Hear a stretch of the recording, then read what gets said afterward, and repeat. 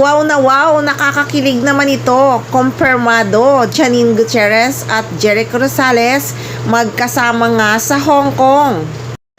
Nako, sa Hong Kong pa yata nag-late celebration ng Valentine's Day ang Ekonin.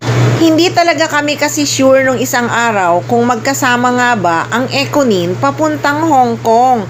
Mag-isa lang kasi si Janine Gutierrez sa picture na isinare niya sa social media. Kaya pinagtataka talaga ng mga fans bakit mag-isa lang sa picture si Janine Gutierrez kung talagang magkasama sila ni Eko papuntang Hong Kong. Wala naman dapat itago, 'di ba? Dahil bulgara naman talaga ang relasyon ng Ekonin.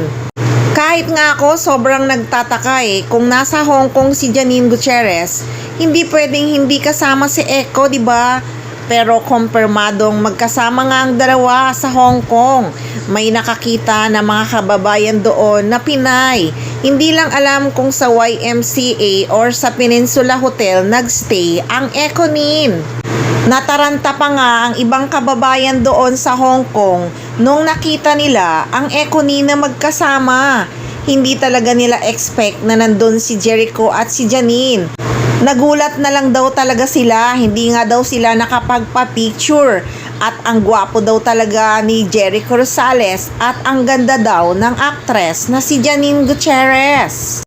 Kaya booking na booking din talaga sina Jericho at Janine na magkasama sa Hong Kong dahil maraming kababayan doon ang nakakita sa kanila. Mukhang itinago nga ng Ekonin ang kanilang travel papuntang Hong Kong, ha? At kung makapang-bus pa yung iba dito, bakit daw wala akong alam na magkasama ang Ekonin sa Hong Kong? Bakit? Alam ba namin lahat ng galaw ng Ekonin? Ipapaalam ba nila sa amin lahat ng mga private nilang lakad? Kainis, ha? Fans lang kami. May mga lakad silang private din, no? Kaya nga nagpa-picture lang si Janine Gutierrez na mag-isa.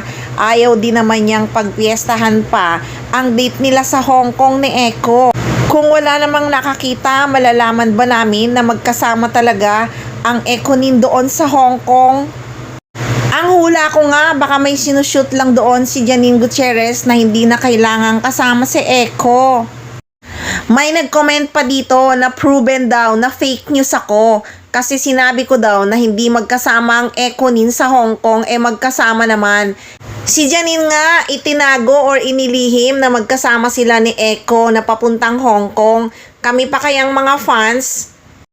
Huwag kang manood dito kung fake news ako. Bakit nandito ka palagi?